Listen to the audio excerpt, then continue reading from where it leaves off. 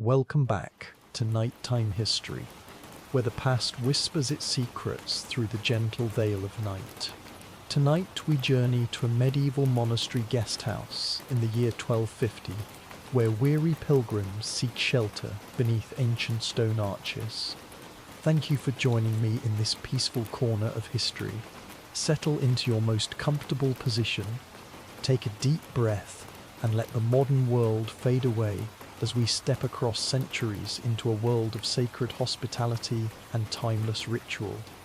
The sun hangs low over the rolling hills as you approach the monastery walls. The air carries the sweet scent of beeswax and incense mixed with wood smoke from the kitchen chimneys. Your feet ache from days of walking dusty roads. Your clothes feel heavy with travel dirt. But there, rising from the valley like a promise of rest, stand the honey-coloured stones of St. Benedict's Abbey. The guest house sits just outside the monastery's inner walls. Most people think medieval monks lived in complete isolation, but actually they maintained some of the busiest hostels in Europe. By church law, they cannot turn away any traveller who asks for shelter. Rich merchant or poor pilgrim, all receive the same sacred welcome. You hear the bell tower chime the hour of vespers. The bronze notes float across the countryside, calling both monks and travellers to evening prayer. Other pilgrims gather near the guest house entrance.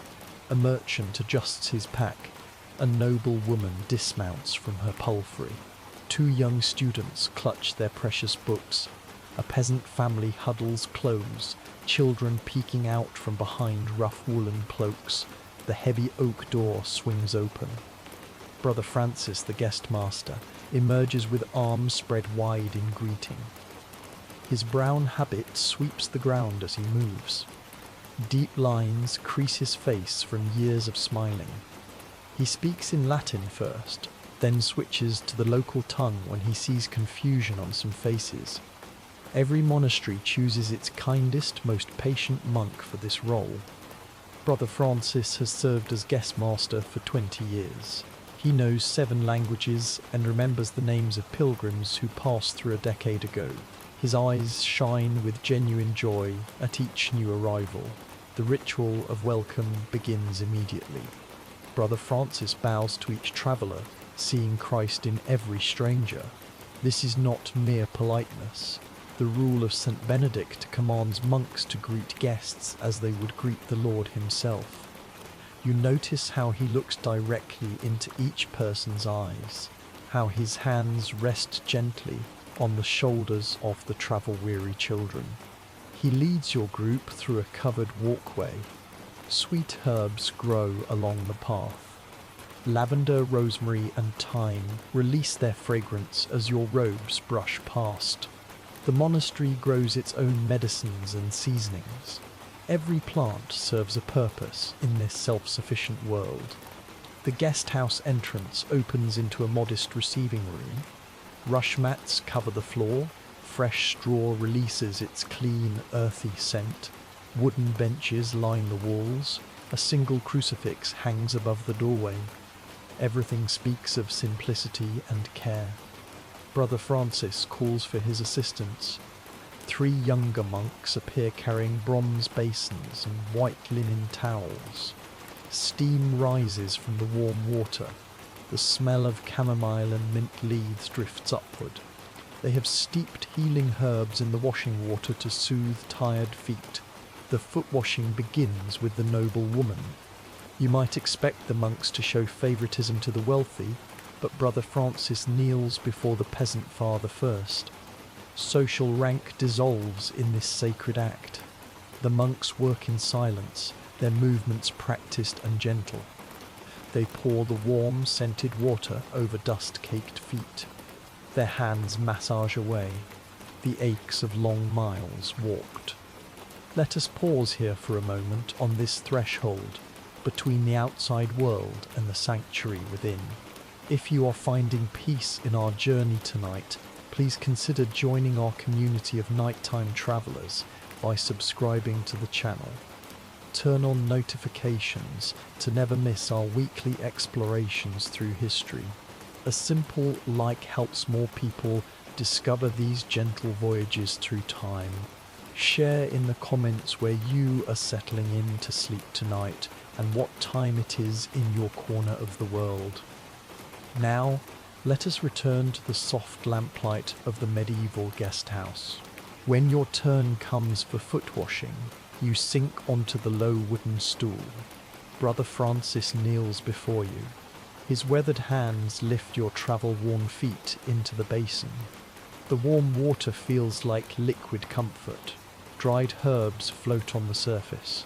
The gentle pressure of his fingers works out knots you did not know existed. Most people think medieval times lacked hygiene, but actually monasteries pioneered many cleanliness practices. They pipe fresh water through lead channels from mountain springs. They change bedding regularly. They wash their hands before meals and after tending the sick. This guest house maintains standards that would not become common in secular inns for centuries. As the monk dries your feet with soft linen, you notice small details. The towel smells of sunshine and lavender. His movements follow an ancient rhythm. This same gesture has welcomed travellers here for 300 years. Your feet tingle with renewed life. The washing complete, Brother Francis leads the group deeper into the guest house. You pass through a narrow corridor lit by beeswax candles in iron sconces. The flames flicker gently, casting dancing shadows on the whitewashed walls. The air grows warmer as you approach the common room. The space opens before you like a welcoming embrace. A great hearth dominates one wall, its fire crackling cheerfully. Rough wooden tables stand ready for the evening meal. Benches worn smooth by countless visitors line either side. Fresh rushes mixed with dried roses and herbs carpet the floor. Other guests already occupy some tables. A group of pilgrims returning from Santiago de Compostela share quiet conversation. Their scallop shell badges glint in the firelight. An elderly scholar reads by candlelight, his fingers following the manuscript's decorated margins. Two merchants discuss trade routes in hushed tones. The monastery bell rings again. Time for Compline, the final prayer of the day. Brother Francis invites all guests to attend, but makes clear that participation remains voluntary. The students and several pilgrims follow him to the chapel. Others choose rest over worship. You decide to stay and witness the preparation for the evening meal. Lay brothers emerge from the kitchen carrying wooden platters and earthenware bowls. The smell of fresh bread fills the room. They place thick trenchers of day-old bread at each setting. These will serve as plates, soaking up the meal's juices. The menu surprises with its abundance. Most people think medieval monastery food consisted of gruel and water, but actually the guest table offers remarkable variety.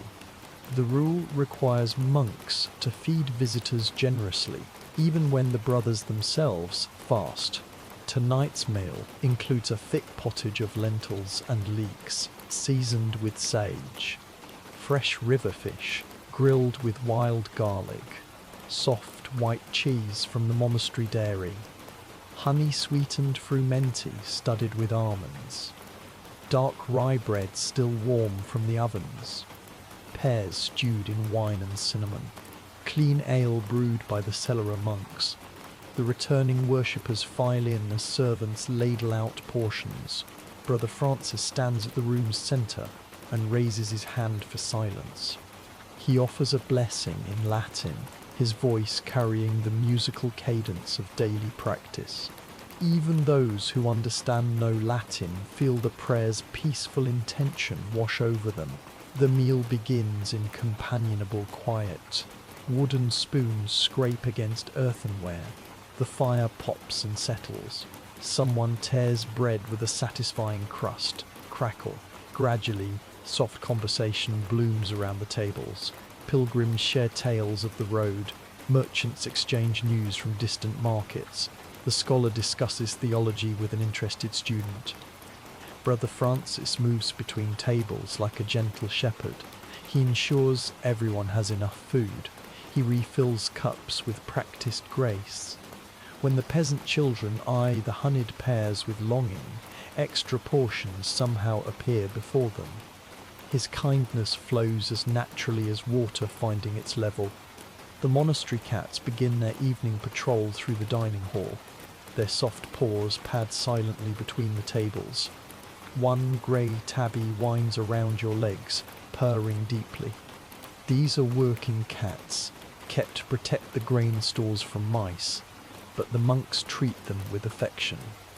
Brother Francis slips the tabby a morsel of fish, smiling at this small breach of protocol.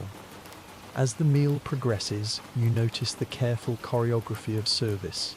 Lay brothers clear empty bowls with fluid movements. They know to approach from the left, remove from the right.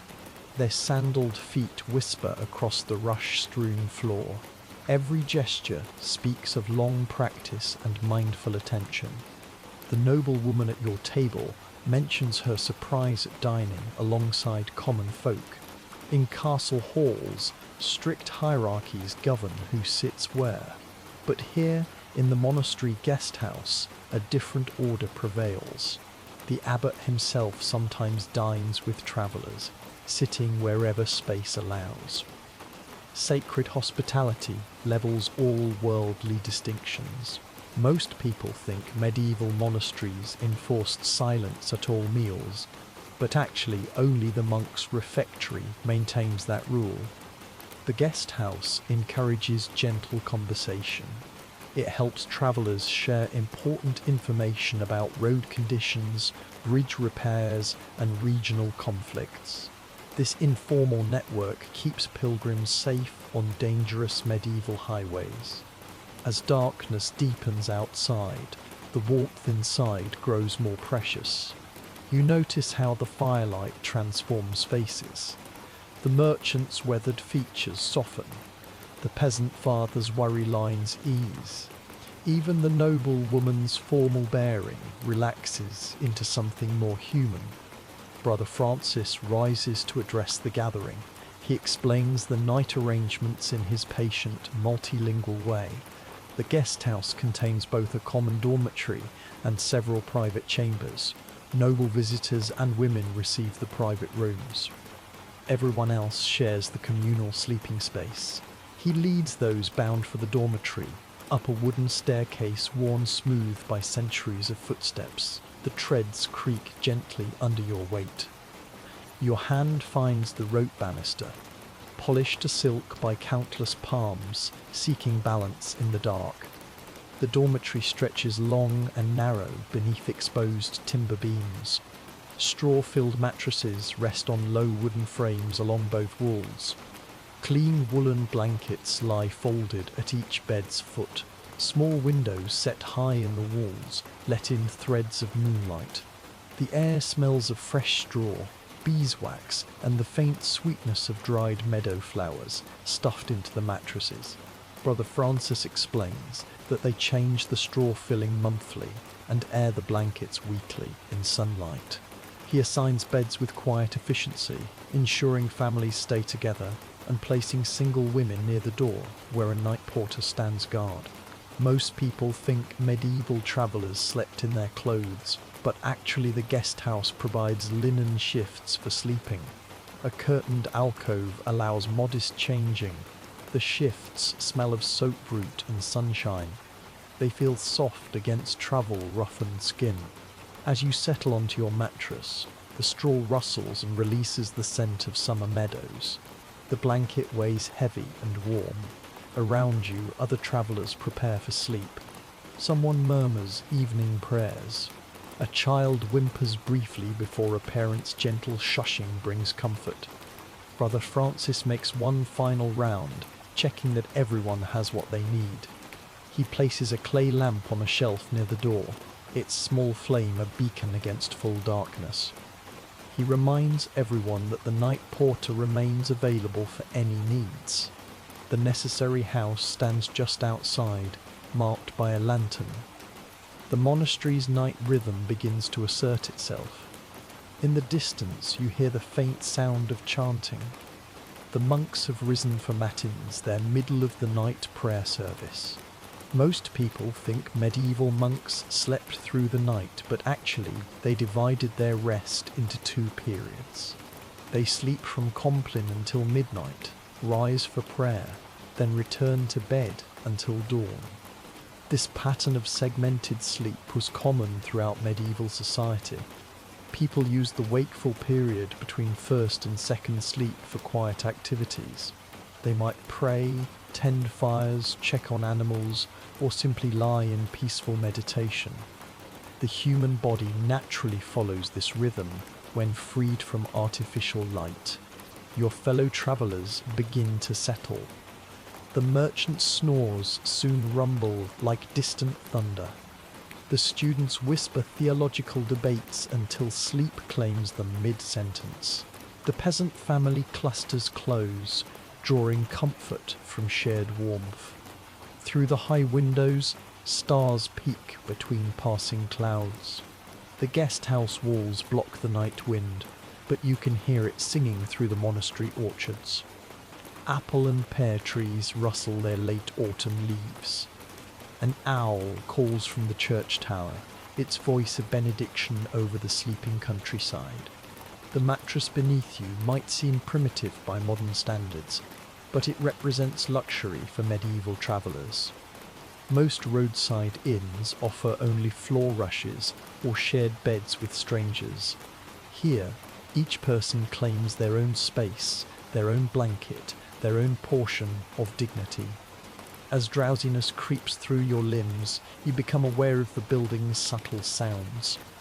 Timber beams creak as they cool. The night porter's footsteps mark slow circuits in the corridor below. Somewhere, a cat purrs in successful hunt. These sounds weave together into a lullaby of shelter and safety. The monastery guest house serves as more than mere lodging. It stands as a beacon of civilization in an uncertain world. Here, the footsore find rest, the hungry receive sustenance. The stranger becomes guest, and the guest becomes briefly family. Tomorrow will bring its own rhythms. The bell for Lourdes will sound before dawn. Brother Francis will appear with washing water and simple breakfast fare. Travellers will gather their belongings and resume their various journeys. Some head for distant shrines, others return to the commerce of daily life. But for now, in this suspended moment between today and tomorrow, peace prevails. The guest house holds you in its ancient embrace. Stone walls that have sheltered 10,000 travellers shelter you tonight. Prayers spoken in this space for 3 centuries continue their quiet work. Your breathing deepens to match the sleeping hall's collective rhythm. The last conscious thought might be gratitude for this island of kindness in a harsh world. Or perhaps you simply sink into dreams where all paths lead to safe harbour and every door opens in welcome. The monastery cats finish their nocturnal rounds. The fire in the great hall below burns down to glowing embers. The monks in their choir stalls chant psalms that rise like incense toward heaven.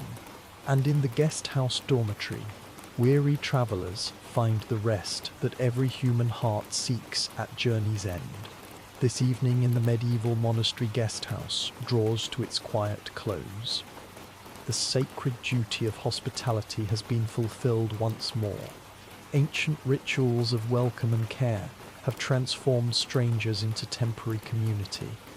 In this space where time moves differently, where bells mark prayer instead of productivity, the medieval world reveals its capacity for profound kindness. The guest house continues its work through all the centuries, offering the same gifts to each generation of travellers. Simple food becomes feast when shared with others.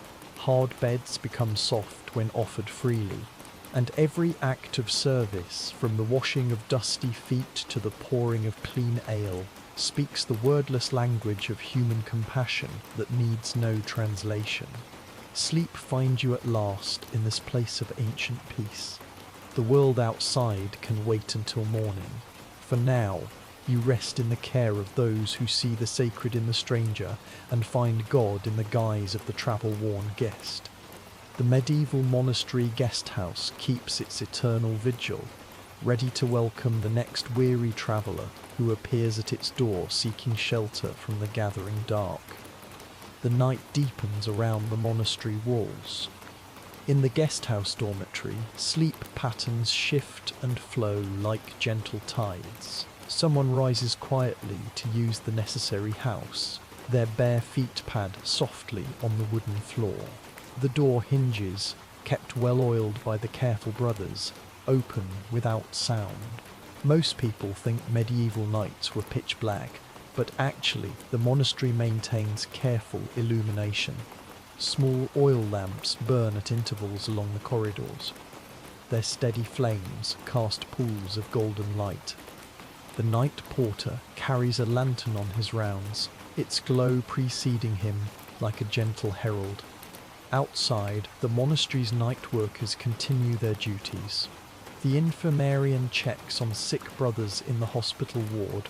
The sacrist prepares the church for dawn prayers.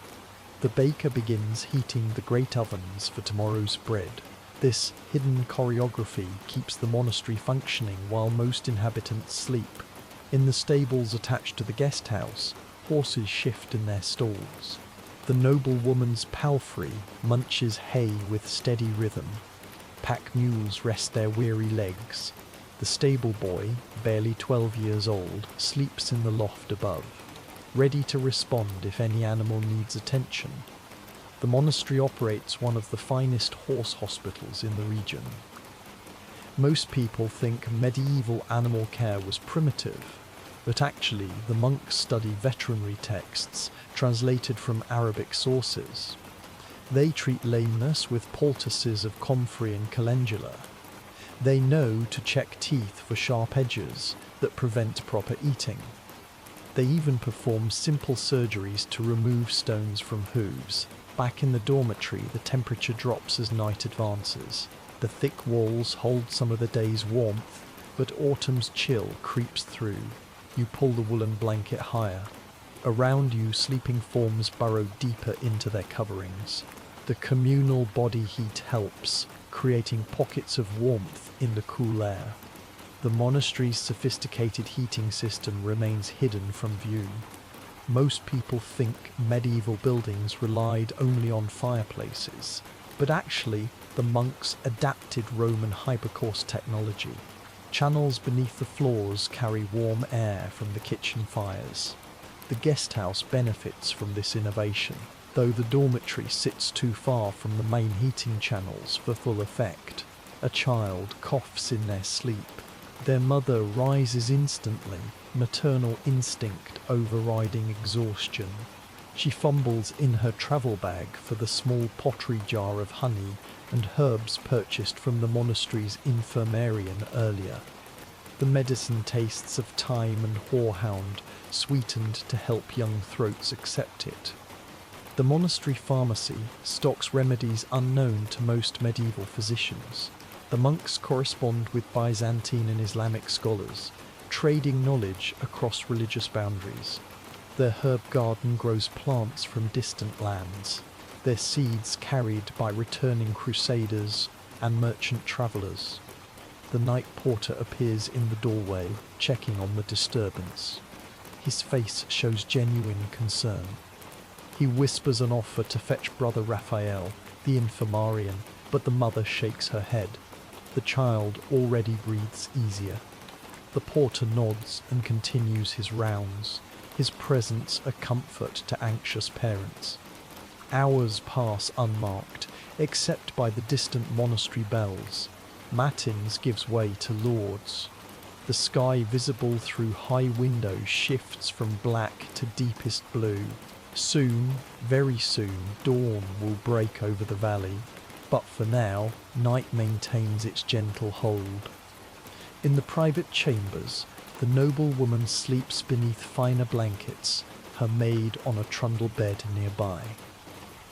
These rooms feature small fireplaces, glass windows, and even rudimentary locks on the doors.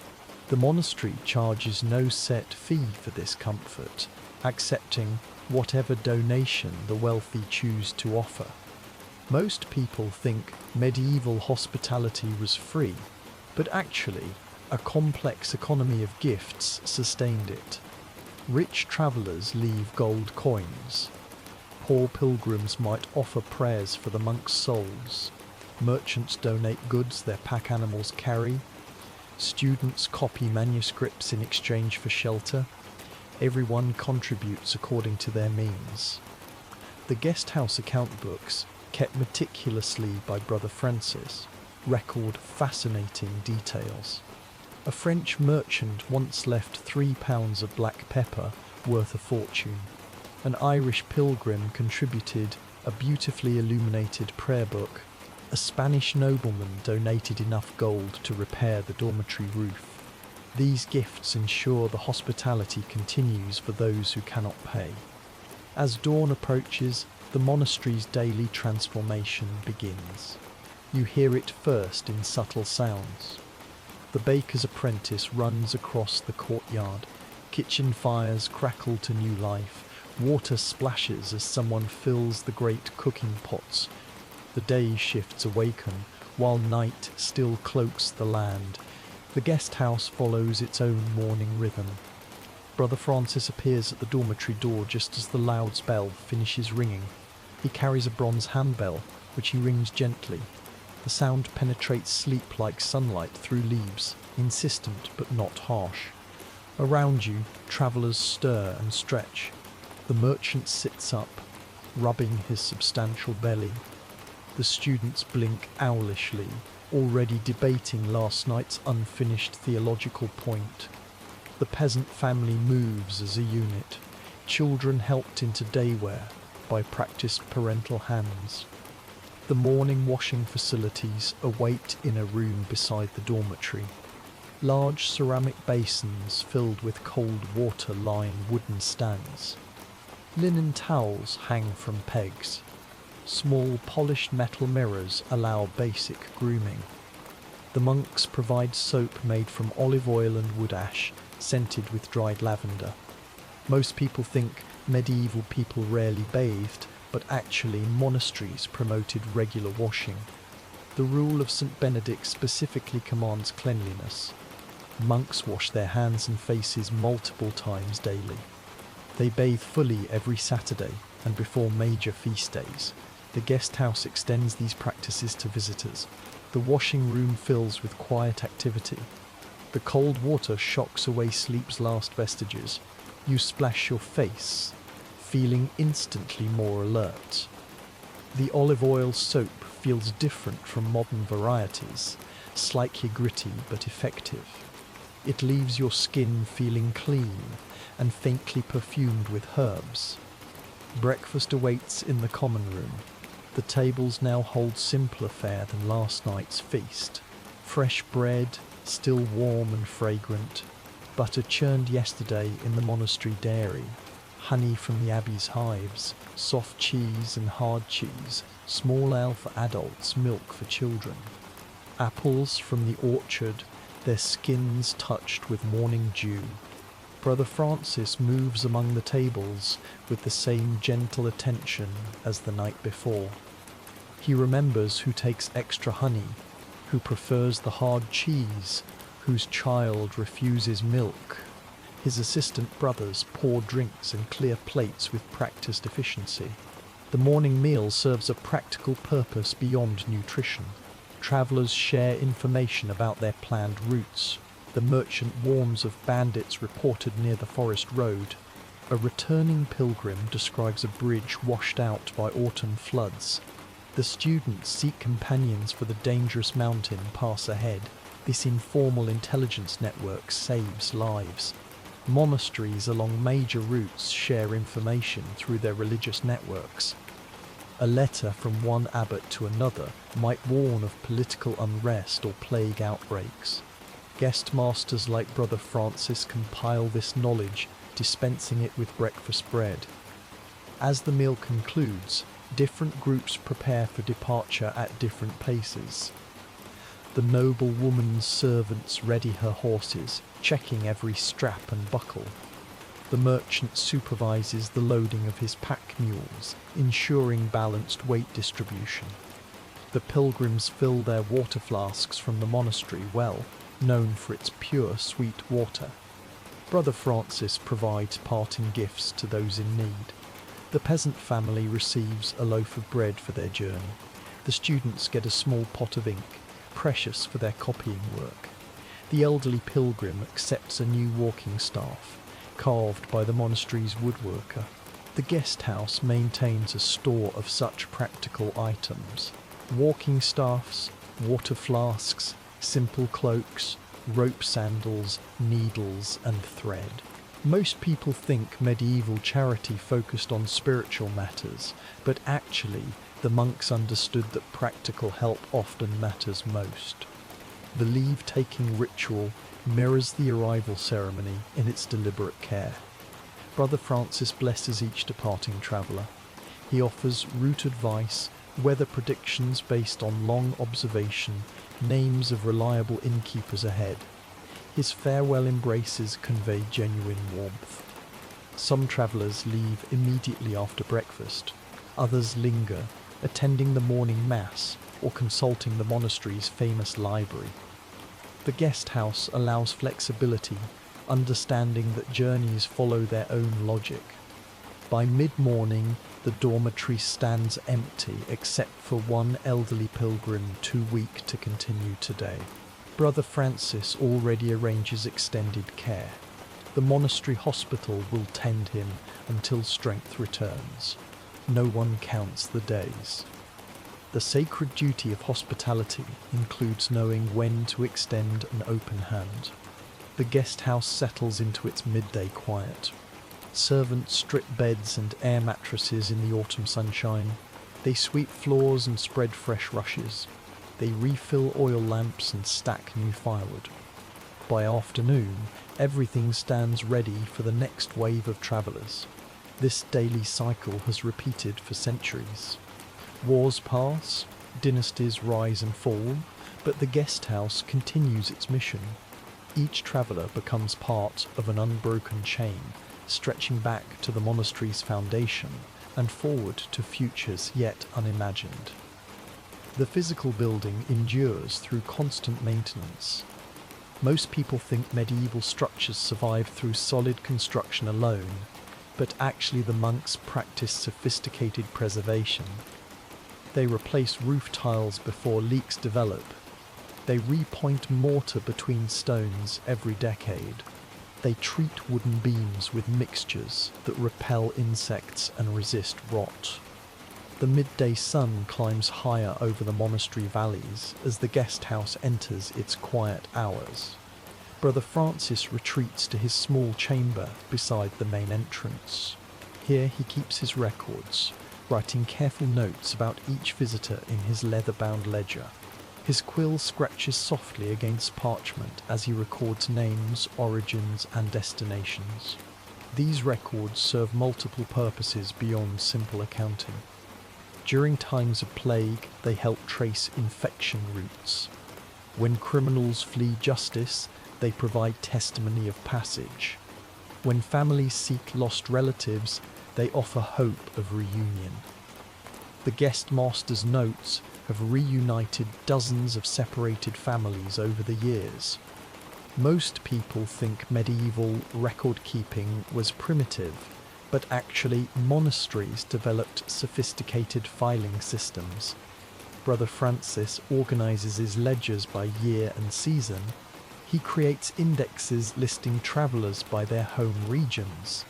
He even notes distinguishing features that might help identify someone later. The afternoon brings unexpected visitors. A royal messenger arrives, his horse lathered with sweat from hard riding. His sealed pouch bears the kingdom's arms. Protocol demands he receive immediate hospitality despite the unconventional hour. Brother Francis appears instantly, as if summoned by the urgency itself. The messenger requires fresh horses, food that travels well, and directions to the next monastery on his route. The guest house maintains agreements with royal courts, providing rapid support for official communications. In return, the crown protects monastery lands and confirms ancient privileges. While the stable master selects the fastest horses, Brother Francis assembles travel provisions: hard cheese wrapped in waxed cloth, dense travel bread that stays fresh for days, dried fruits and nuts, a leather flask of the monastery's strongest ale. Everything packs into saddlebags within minutes. The messenger departs as quickly as he arrived, carrying messages that might announce wars or peace treaties. The guest house returns to its afternoon peace, but the brief disruption reminds everyone that these walls exist within the larger world's tumult. In the kitchen gardens behind the guest house, lay brothers harvest vegetables for evening meals. They pull leeks and turnips from the dark soil. They gather the last beans before frost claims them. They check winter cabbages, noting which heads need more time. Most people think medieval diets lacked variety, but actually, monastery gardens grew dozens of different plants. They cultivate varieties brought from across Europe by travelling monks. Roman lettuce grows beside German cabbage, Spanish garlic neighbours, French shallots. The gardens represent centuries of agricultural exchange. The monastery's agricultural innovation extends beyond simple variety. The brothers practice crop rotation, letting fields rest between plantings. They compost kitchen waste with stable manure, creating rich soil amendments. They build clever cold frames that extend growing seasons, providing fresh herbs even in winter. As afternoon shadows lengthen, new travellers begin arriving for the night. A group of university students travelling to Paris appears first. Their worn robes and heavy book satchels mark them as poor scholars. They pool their meagre coins, hoping for accommodation. Brother Francis waves away their money with a gentle smile. Students enjoy special privileges at monastery guest houses, recognized as future priests, lawyers, and physicians who will serve society. He assigns them beds in the dormitory and ensures they receive extra portions at dinner. The students carry more than just books. They serve as vectors for intellectual exchange, spreading new ideas between universities. Tonight, they might debate Aristotle with the monastery's learned brothers. Tomorrow, they carry those discussions to new institutions. Knowledge flows along pilgrimage routes as surely as commerce. Next arrives a peculiar sight, a professional pilgrim leading a small group of merchants. Most people think all medieval pilgrims travelled for personal devotion, but actually a thriving industry existed around proxy pilgrimage. Wealthy individuals paid professional pilgrims to visit holy sites on their behalf, believing the spiritual benefits transferred to the sponsor. This particular pilgrim, weathered and wise to the roads, negotiates lodging for his merchant sponsors. He knows every guest house between London and Jerusalem, speaks multiple languages, and carries letters of introduction from bishops. His profession requires diplomatic skills equal to any ambassador. Brother Francis recognizes him from previous visits. They exchange knowing nods. The professional pilgrim will share valuable intelligence about road conditions, political situations, and economic opportunities. In return, he receives preferential treatment for his paying clients. The merchants accompanying him represent the growing money economy that slowly transforms medieval Europe. They carry not just goods, but letters of credit, early forms of banking that allow large transactions without moving heavy coins. The monastery itself participates in this financial network, managing estates that span multiple kingdoms. As evening approaches, the guest house rhythms accelerate again. Servants light fires in the common room. The kitchen releases enticing smells of roasting meat and baking bread. Fresh rushes mixed with herbs carpet the floors, their fragrance rising with each footstep. Tonight's menu reflects the autumn harvest season. Roasted goose with apple stuffing. Pottage thick with barley and root vegetables. Fresh bread with butter and blackberry preserves. Pears poached in wine. Strong cheese aged in the monastery caves. The abundance seems almost miraculous in an age when many fear winter hunger. The dining hall fills with an even more diverse crowd than last night. The students cluster together, already deep in philosophical debate. The merchants sample the wine, comparing it to vintages from their travels. The professional pilgrim holds court, sharing tales that blur the line between fact and embellishment. A late arrival causes a stir. A woman travels alone, unusual and dangerous in medieval times. Yet she bears the distinctive hat and staff of a pilgrim returning from Compostela. Her weathered face and confident bearing suggest this is not her first solo journey. Most people think medieval women never travelled independently, but actually widows and religious women enjoyed surprising freedom of movement. Pilgrimage offered socially acceptable reasons to escape domestic confinement. Some women made careers of perpetual pilgrimage, moving between shrines for decades. Brother Francis greets her with the same respect shown to any traveller. He assigns her a bed in the women's section of the dormitory, near other female pilgrims who arrived earlier. The solidarity among travelling women creates informal protection networks that make their journeys possible. Dinner conversation reveals fascinating glimpses into medieval life. The merchants discuss new trade routes opening to the Baltic. The students debate whether reason or faith provides better paths to truth. The solo woman pilgrim describes shortcuts through the Alps known only to experienced travellers. The elderly pilgrim from this morning joins the meal, strengthened by a day's rest in the infirmary. He shares news from the Holy Land, where Christian and Muslim kingdoms maintain uneasy truces. His first-hand accounts contradict many assumptions about perpetual religious warfare. As the meal winds down, Brother Francis announces special entertainment. A travelling minstrel seeks shelter tonight, offering songs in exchange for hospitality. Such exchanges enrich monastery life, bringing outside culture within cloistered walls. The minstrel unpacks a well-worn lute from its leather case. His fingers find familiar positions on the strings. The first notes ring clear and true in the acoustic space. He begins with a chanson de geste, an epic poem about Charlemagne's knights. Most people think medieval entertainment was crude, but actually sophisticated, artistic traditions flourished. This minstrel trained for years, memorizing thousands of verses, learning complex musical modes, mastering the art of holding an audience's attention. His repertoire spans sacred and secular. After the heroic epic, he shifts to a beautiful Marian hymn that brings tears to several eyes. Then comes a bawdy merchant's tale that sets the traders roaring with laughter. He judges his audience perfectly, providing something for everyone. The students request a philosophical ballad about the nature of truth. The woman pilgrim asks for a song about St. James.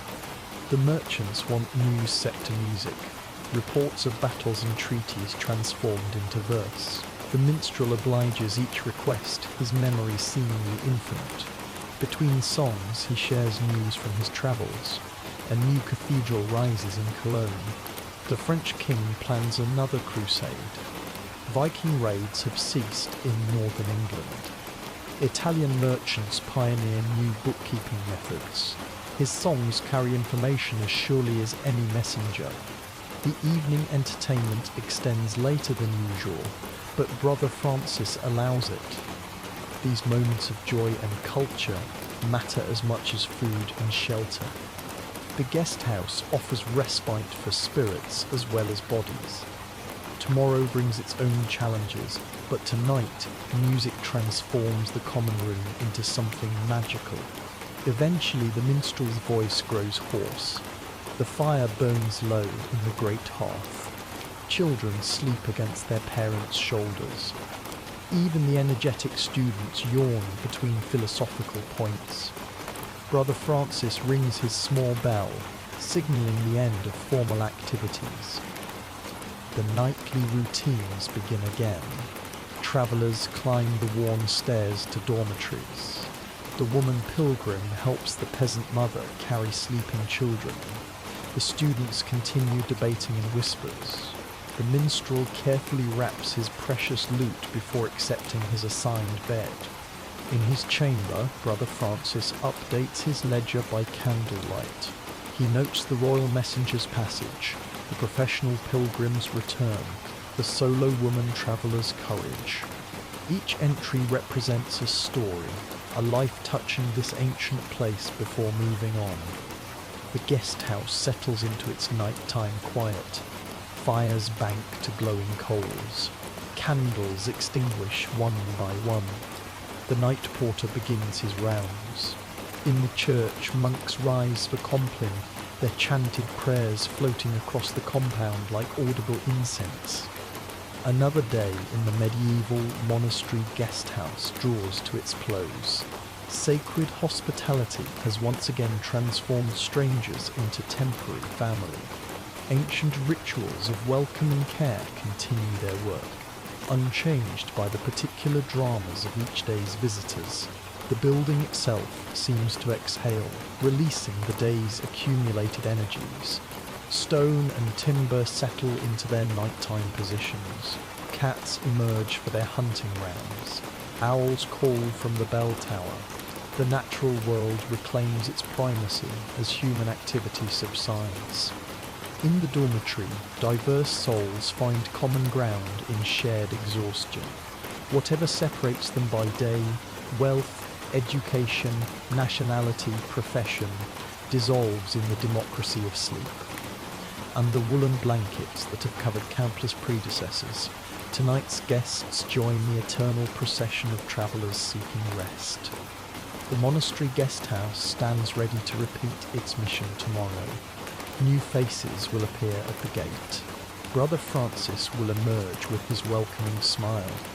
Feet will be washed, meals shared, stories exchanged. The ancient wheel of hospitality will turn once more.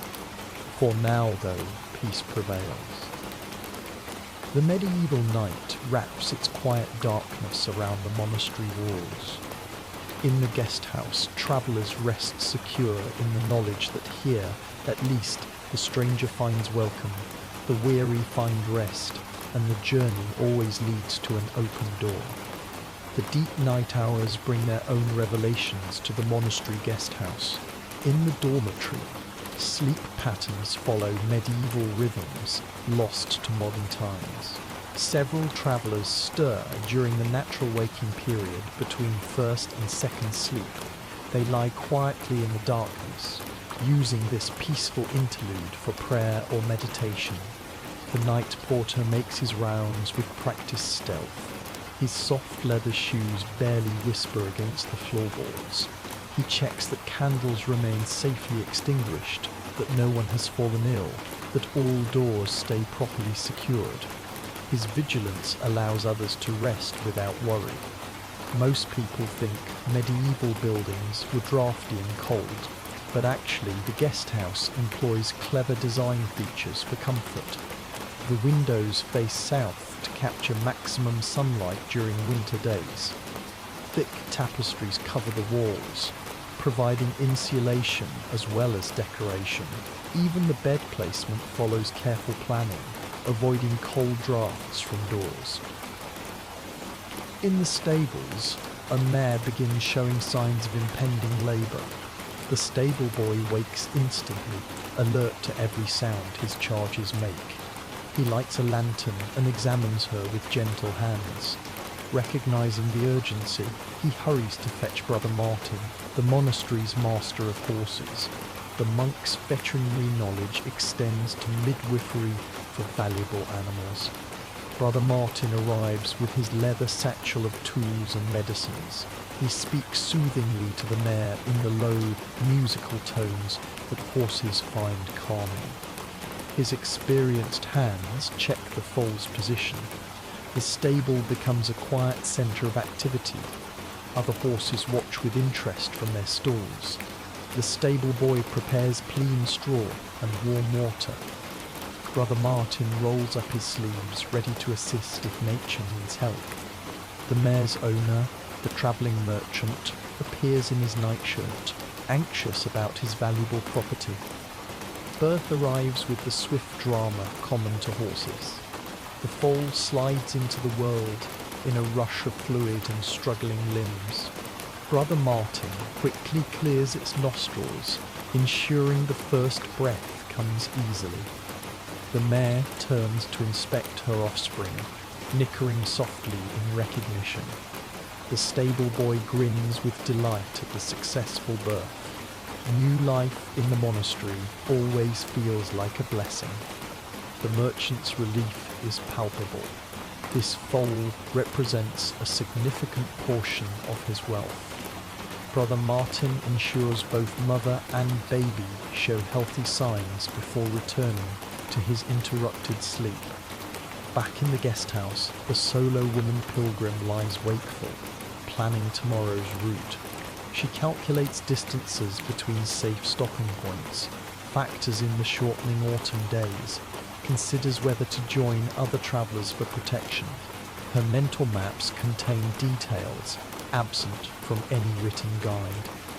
Women travellers develop their own networks of information. Convents offer secure lodging. Certain inns have trustworthy matrons. Some shrines provide special protection for female pilgrims. This informal system operates parallel to the main hospitality network, invisible to most male observers. She thinks about the letter she carries, sewn into her cloak's hem. Most people think medieval women had no business dealings, but actually widows often managed substantial estates. Her pilgrimage serves dual purposes: spiritual devotion and delivering important documents to her late husband's trading partners. The monastery bell tolls for matins. In the church, monks file into choir stalls for the night office. Their voices rise in ancient plain song, each note shaped by centuries of practice. The Latin words echo in the vaulted space, creating harmonics that seem to originate from the stones themselves. Some guests choose to attend these night prayers. The students slip quietly from the dormitory, eager to observe monastic devotion firsthand. They stand in the nave shadows, watching the ritual unfold by candlelight. The experience differs profoundly from university chapel services. The monk's dedication impresses even skeptical observers. Rising multiple times nightly for prayer requires extraordinary discipline. Yet they perform this routine year-round, in summer's heat and winter's bitter cold. Their commitment to perpetual praise creates a spiritual heartbeat that never ceases. After matins, an unexpected drama unfolds. A young monk approaches Brother Francis with urgent whispers. Thieves have been spotted near the monastery orchards. The fruit harvest attracts desperate individuals willing to risk ecclesiastical justice for food. Brother Francis faces a delicate decision.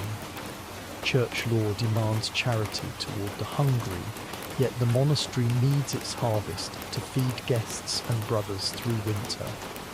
He chooses a middle path, instructing the porter to leave a basket of windfall apples outside the walls. Often, such offerings prevent more serious theft. Most people think medieval justice was uniformly harsh, but actually, monasteries often practiced remarkable mercy. They maintained their own courts for minor offences on their lands. Punishments frequently involved labour rather than physical harm. A court thief might work the harvest he tried to steal, earning both food and forgiveness. The night continues its passage, marked by bells and subtle activities. In the kitchen, the baker begins preparing tomorrow's bread. The massive ovens require hours to reach proper temperature. He works by touch and instinct, shaping loaves in near darkness. The monastery produces several types of bread: fine white manchere for honoured guests and feast days, brown bread from mixed grains for daily consumption, dense travel bread designed to last weeks without spoiling, black bread from coarse flour for servants and the poor. Each variety requires different techniques. The baker's craft represents accumulated wisdom. He knows how weather affects yeast's action. He adjusts water temperature based on flour quality. He can judge doughness by sound. Properly baked bread produces a distinctive hollow tap. His knowledge passes from master to apprentice through hands-on practice rather than written recipes. As dawn approaches, the guest house begins its transition from night to day. The first hints of light touch the eastern windows. Birds begin tentative songs in the monastery gardens. The air carries the promise of another autumn day. In the private chambers, the wealthy guests enjoy their final hours of comfortable sleep. Their servants, however, already stir, preparing for departure. They pack belongings with efficient movements, ensuring nothing is forgotten. The social hierarchy that relaxes during meals reasserts itself with morning duties. The minstrel wakes early, concerned for his precious lute in the damp morning air. He checks the instrument carefully, adjusting tension on strings that have loosened overnight. His livelihood depends on maintaining this tool of his trade.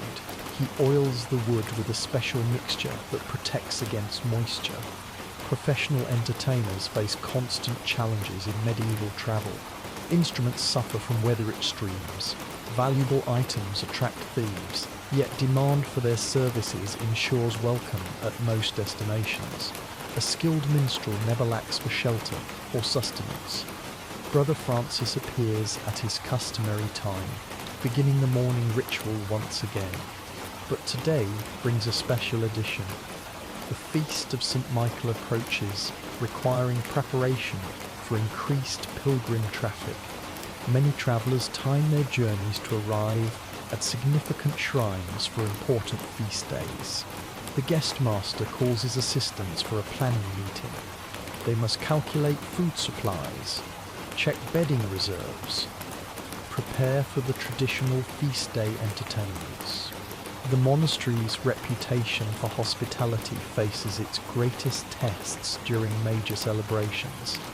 Most people think medieval festivals were simple affairs, but actually monasteries staged elaborate celebrations. Mystery plays depicting biblical stories, processions with precious reliquaries, special meals featuring dishes served only once yearly, music, both sacred and secular, filling the air from dawn to dusk. The students request permission to stay through the feast. Their university term doesn't begin for another week. Brother Francis gladly agrees. Young voices will strengthen the choir, and their enthusiasm enriches any celebration. The woman pilgrim also extends her stay, her business in the region conveniently coinciding with the festival. Breakfast unfolds with its familiar rhythms, but conversation buzzes with anticipation. Travellers share memories of past feast day celebrations. The merchants calculate whether to delay departure to enjoy the festivities. Even the practical-minded recognise that such events offer networking opportunities beyond mere entertainment. The morning meal includes special touches anticipating the celebration. Fresh honey cakes appear alongside the usual bread. The brothers have opened a wheel of aged cheese saved for important occasions. Apple cider, pressed yesterday from the monastery orchards, provides a festive alternative to small ale. After breakfast, some guests explore areas usually closed to visitors. The monastery opens its famous library for the feast preparation. The students nearly swoon at the sight of hundreds of manuscripts. Chained books rest on angled reading stands. The smell of parchment and leather fills the air. The librarian, ancient and careful, watches with eagle eyes as visitors examine precious texts. He knows each book's history, can recite who commissioned it, which scribes created it, how it came to rest here. His knowledge represents the institutional memory that makes monasteries crucial centers of learning. Most people think medieval books were rare, but actually major monasteries possessed substantial collections. They trade manuscripts like merchants exchange goods. Copying books provides winter work for literate monks. The library serves as both repository and production center for knowledge. The woman pilgrim surprises everyone by requesting a specific text, a treatise on estate management written by a Carolingian abbess. Her Latin proves fluent as she takes notes on wax tablets. The students regard her with new respect. The boundaries between religious and secular learning blur in unexpected ways. Meanwhile, the guest house undergoes transformation for the approaching feast. Servants hang fresh rushes mixed with special herbs. They polish metalwork until it gleams. They air out the best linens, usually reserved for noble visitors. Every corner receives attention. The professional pilgrim offers his expertise in crowd management. He has attended countless feast day celebrations, knows how space fills, where conflicts might arise, how to arrange sleeping quarters when numbers exceed capacity. Brother Francis gratefully accepts his suggestions. As midday approaches, early feast day pilgrims begin arriving. The guest house must balance current guests' needs with the incoming flood. Some travelers voluntarily depart early, making room for others. The merchants decide business can wait, they will stay for tomorrow's celebration. The stable boy, still glowing from the successful foal birth, helps prepare stalls for the expected horses. The monastery's fields transform into temporary grazing areas. Every available space must serve during major festivals. Organization prevents chaos when hundreds converge on the monastery. The kitchen enters high production mode. Multiple hearths blaze simultaneously. Servants pluck fowl, chop vegetables, knead supplementary bread dough. The cellarer checks wine supplies, ensuring enough for both sacred and secular purposes. Steam and smoke and tantalizing smells fill the air. Brother Francis moves through all this activity with calm efficiency. His years of experience show in every decision. He delegates without abandoning oversight. He solves problems before they escalate. He maintains the spirit of welcome even as practical demands multiply. The guest house embodies monastic hospitality at its finest during these busy times. The building stretches to accommodate all who arrive. The brothers extend themselves beyond normal limits. Yet the essential character of sacred welcome remains unchanged. Each person receives attention. Each soul matters. As afternoon fades toward evening, the guest house common room fills with an extraordinary mixture of humanity. Regular travelers mingle with feast day pilgrims. Local nobility arrive to claim their traditional places. Common folk cluster wherever space allows. The democratic nature of monastic hospitality shines brightest when tested by numbers. Tomorrow will bring the feast day proper with all its spectacle and celebration. Tonight serves as vigil, as preparation, as the gathering of community before the sacred event. The guest house plays its vital role in this ancient drama, providing the physical space where strangers become fellow celebrants. The evening meal stretches resources, but not generosity. Simple foods multiply through careful portioning and genuine welcome. Bread seems to extend like the biblical loaves. Conversation provides seasoning that enriches plain fare. The anticipation of tomorrow's feast makes tonight's simpler meal its own celebration. The guest house thrums with energy as darkness falls on this feast day eve. Every corner fills with travellers telling stories, sharing wine, preparing for tomorrow's celebrations. The minstrel finds himself in great demand, moving between groups with his lute, teaching pilgrim songs that everyone can join. Brother Francis coordinates sleeping arrangements with mathematical precision. The dormitory beds fill first. Then servants spread straw pallets in the common room corners. The hay loft above the stables transforms into supplementary quarters for young men. Every sheltered space serves purpose tonight. Most people think medieval crowds meant chaos, but actually monasteries developed sophisticated crowd management systems. Coloured badges identify different pilgrim groups. Chalk marks on walls indicate capacity limits. Brothers stationed at key points direct traffic flow. These techniques predate modern event planning by centuries. In the kitchen, preparations for tomorrow's feast continue through the night. The head cook oversees a small army of assistants. They prepare sauces that need long simmering. They stuff capons with exotic spice mixtures. They shape elaborate pastries into forms of saints and angels. The monastery's spice cabinet reveals global connections. Black pepper from India, cinnamon from Ceylon, ginger from China, saffron from Spain. These precious substances travel along trade routes that connect medieval Europe to the farthest reaches of the known world. Each pinch represents months of dangerous journey. A minor crisis erupts when the cellarer discovers mice have breached one grain store. The kitchen cats earn their keep tonight, dispatched on urgent hunting missions. The damaged grain gets salvaged for animal feed. Nothing wastes in the monastic economy. Even seeming disasters find redemption through careful management. The woman pilgrim helps in the kitchen, her practical skills proving valuable. She knows tricks for stretching ingredients, techniques learned from managing her own estate.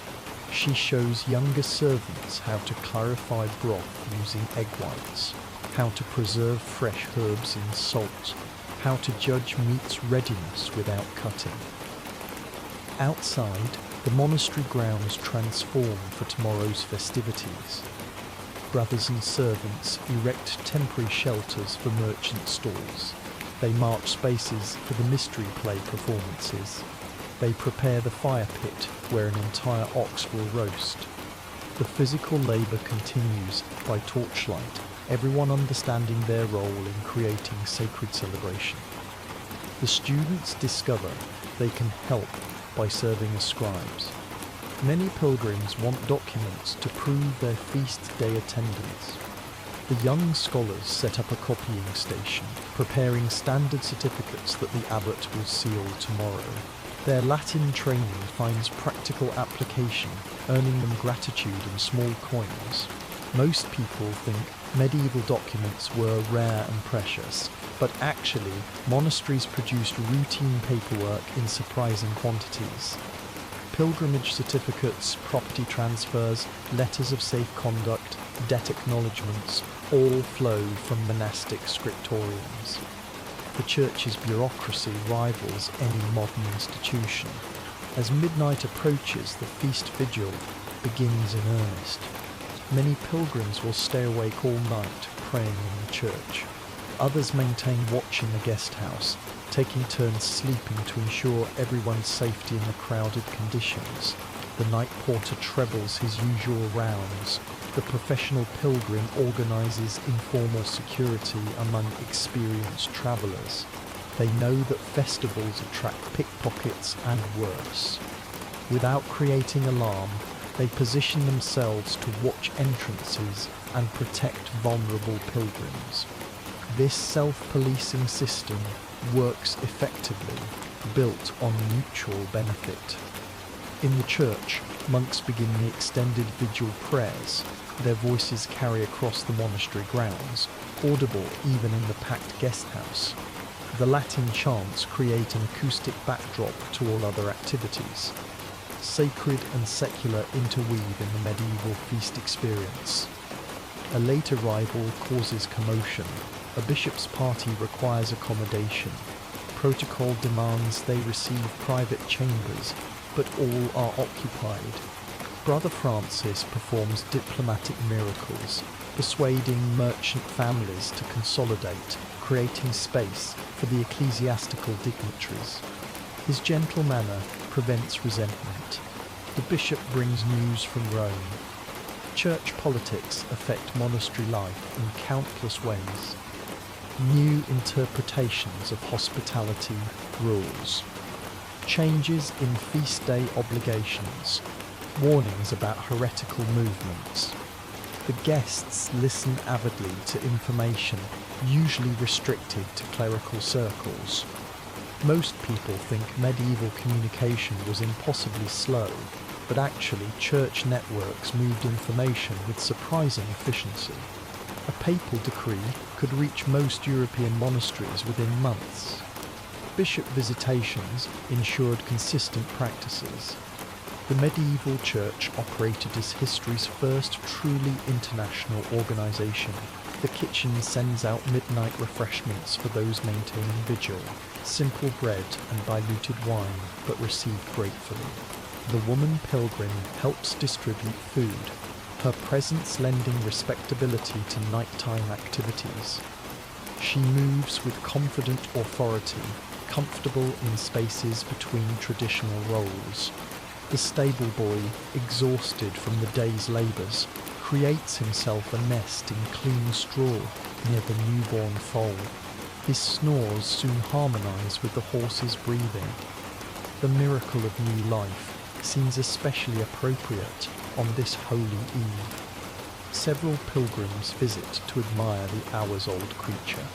As the night deepens, different energies emerge.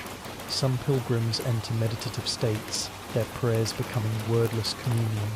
Others share increasingly personal stories. The late hour dissolving normal social barriers. The guest house becomes a liminal space where usual rules soften. The minstrel, voice finally exhausted, sets aside his lute. But music continues as pilgrims share songs from their homelands. A Welsh trader teaches a haunting melody. Spanish pilgrims demonstrate rhythmic clapping. German merchants contribute a rousing drinking song. The informal concert celebrates Europe's cultural diversity. Brother Francis finally retires briefly, leaving capable assistants in charge. Even he needs some rest before tomorrow's marathon of hospitality. In his small chamber, he prays for strength and patience. The feast day will test every skill he has developed over decades of service. The monastery's economic preparations reveal themselves in careful staging. Tomorrow's feast represents months of planning. Crops grown specifically for this event. Animals fattened through summer. Wines aged to perfect readiness. The celebration emerges from systematic preparation rather than spontaneous abundance. Most people think medieval feasts were wasteful displays, but actually monasteries carefully calibrated their hospitality. Leftover food feeds the poor for days afterward. Bones become soup stock. Even used trencher bread finds purpose as animal feed. The apparent excess serves calculated generosity.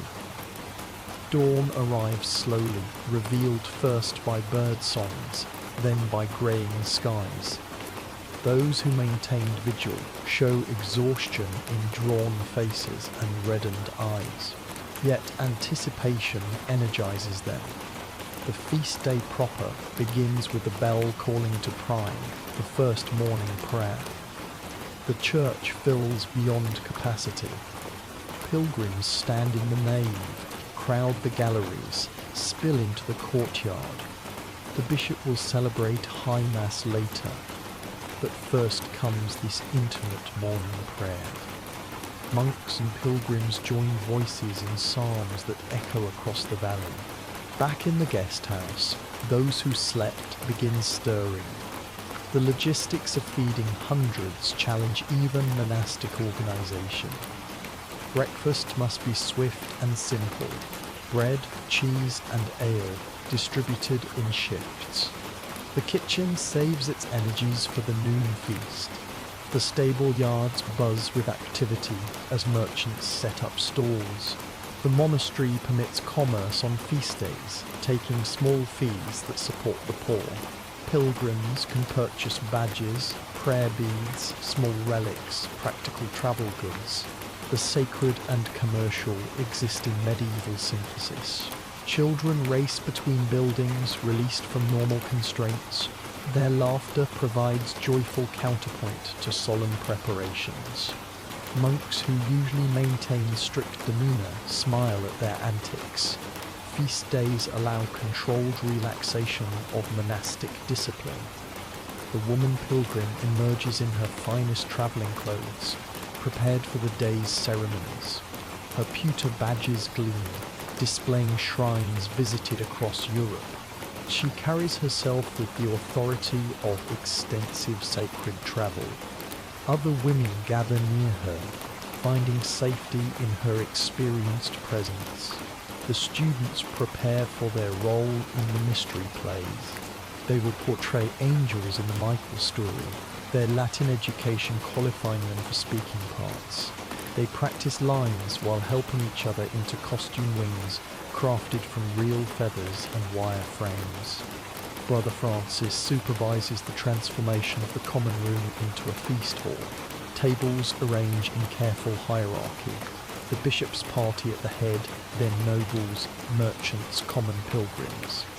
Yet monastic custom ensures everyone receives equal food portions. Precedence affects seating, not sustenance. The professional pilgrim assists with crowd control as the monastery gates open to local visitors. Feast days allow general access, usually restricted to travellers. Peasants from surrounding villages stream in wide-eyed at monastic splendour. Their presence completes the social spectrum.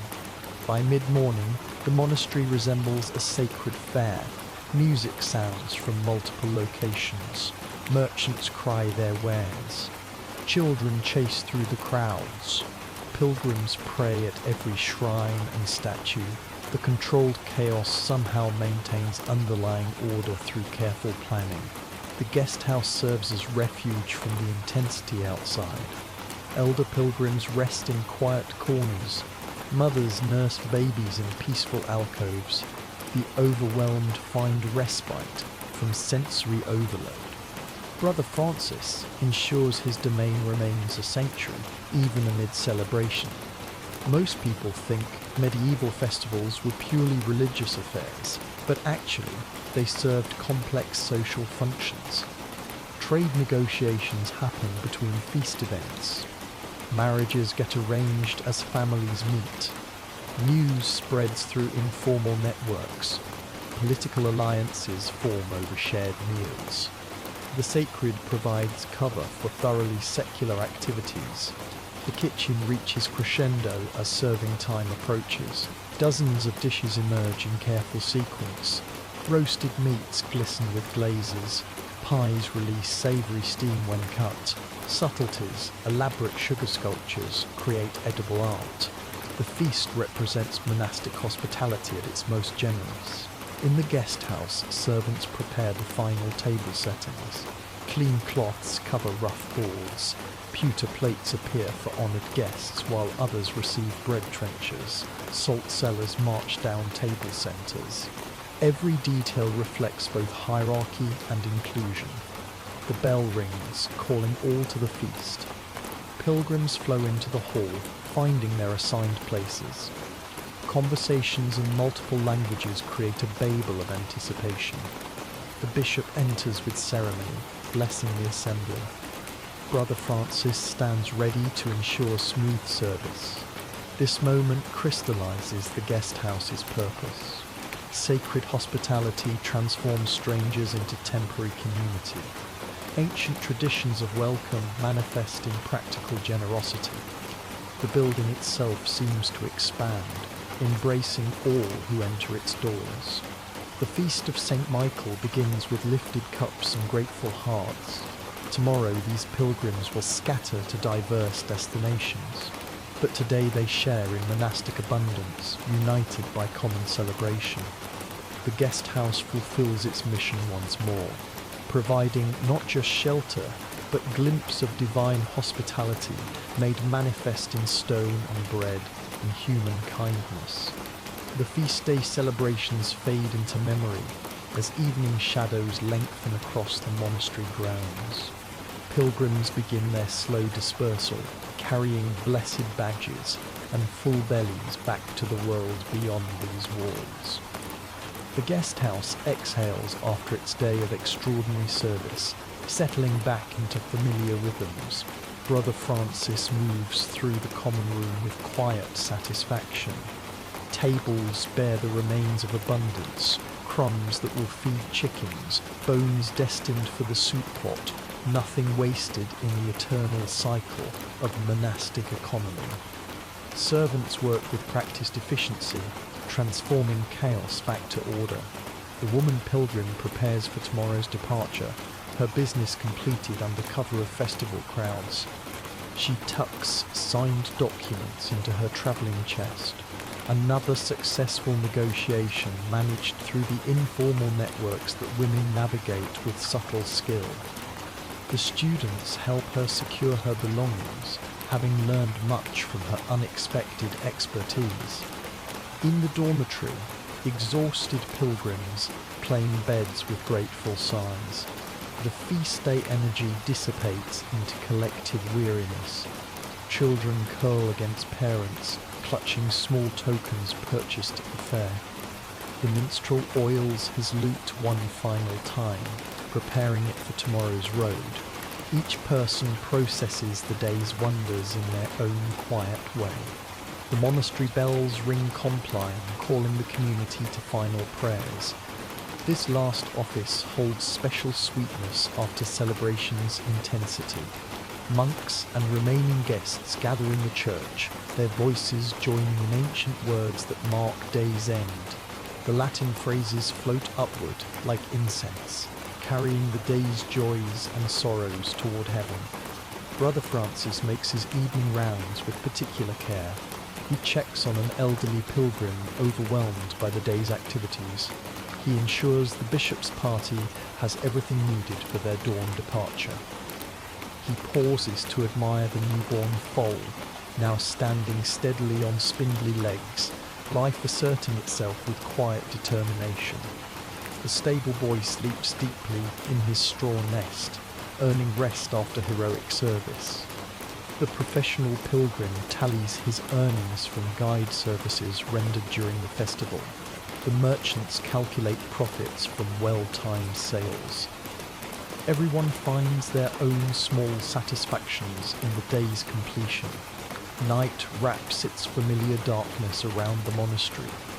The guest house returns to its essential character: shelter for the weary, refuge for the searching, temporary home for eternal wanderers.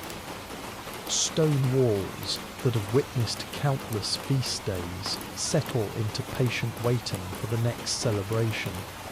In the kitchen, preparations begin for simpler fare. Tomorrow brings ordinary time again, with its humble soups and brown bread. Yet even common meals carry sacred hospitality when offered freely. The cooks understand that grand feasts mean nothing without daily sustenance, lovingly prepared. The woman pilgrim rises for the night office, joining monks in their perpetual praise. Her presence in the church speaks to devotion beyond mere travel certificates. She prays for safe roads ahead, for the estates she manages, for the children she left in trusted hands. Her pilgrimage braids practical and spiritual in ways the medieval world understood completely. Dawn arrives with gentler energy than yesterday's festival brightness. The guest house awakens slowly, many pilgrims having departed in darkness to gain road miles. Those remaining move with the careful deliberation of bodies recovering from celebration. Breakfast tastes especially welcome after yesterday's rich excess. Brother Francis bids farewell to familiar faces. The students shoulder their book bags, ready for university challenges. The merchants load pack animals with goods and memories. The woman pilgrim adjusts her cloak and staff, stepping back onto roads that lead both home and away. The minstrel offers one final song before departing, his voice rough but determined. He sings not of heroes or saints, but of ordinary hospitality, of doors that open to strangers, of meals shared across differences. Brother Francis smiles at this unexpected tribute to the guest house's quiet ministry. By midday, the building stands nearly empty. Servants strip beds and air mattresses in autumn sunshine. They sweep floors and refresh rushes. They polish and mend and prepare. Always preparing for the next arrival, the next opportunity to practice sacred welcome. The monastery returns to its regular rhythm. Bells mark prayer times. The brothers tend gardens and manuscripts. The guest house waits with patient readiness, knowing that new travellers already approach on distant roads. The cycle continues as it has for centuries, as it will for centuries more. Most people think medieval hospitality was simple charity, but actually it represented complex theology made practical. Every guest might be an angel in disguise. Every meal shared created community across social divisions. Every foot washed reminded proud humans of servant leadership. The guest house embodied ideals that challenged medieval society's harsh realities. As afternoon fades toward evening, new figures appear on the horizon. A lone merchant leading tired donkeys. A family seeking shelter before nightfall. Two monks carrying messages between religious houses. The endless procession of medieval travellers continues. Brother Francis emerges with his unchanging smile. His weathered hands prepare basins for foot washing. His assistants ready simple food and clean bedding. The ritual begins again, each repetition both identical and unique. Sacred hospitality never grows stale when offered with genuine love. The guest house stands ready to embrace whoever arrives. Its stones remember thousands of similar evenings. Its halls echo with prayers in forgotten languages. Its purpose remains constant through all the centuries, to offer Christ's welcome to a weary world. Tonight, new stories will unfold around the common room fire. Tomorrow, fresh journeys will begin from this threshold. The medieval monastery guest house continues its eternal mission, transforming strangers into guests, guests into family, family into glimpses of divine love made manifest. The bells of Compline ring across the valley once more. Another day closes in this corner of medieval Europe. The guest house settles into watchful rest, ready to open its doors when the next traveller appears, seeking shelter from the gathering dark. In this sacred space where time moves differently, where ancient rituals create islands of peace in turbulent worlds, the promise remains: knock, and the door shall open. Ask, and hospitality shall be given. The campfire crackles gently as our journey through the medieval monastery guest house comes to its close. Thank you for joining us on this peaceful exploration through history's quiet corners. If you enjoyed our work and are still awake, we invite you to explore our other historical journeys, each one crafted to transport you gently into the past. And if you have fallen asleep, then rest well, dear traveller. May your dreams carry echoes of ancient bells and the warmth of sacred welcome.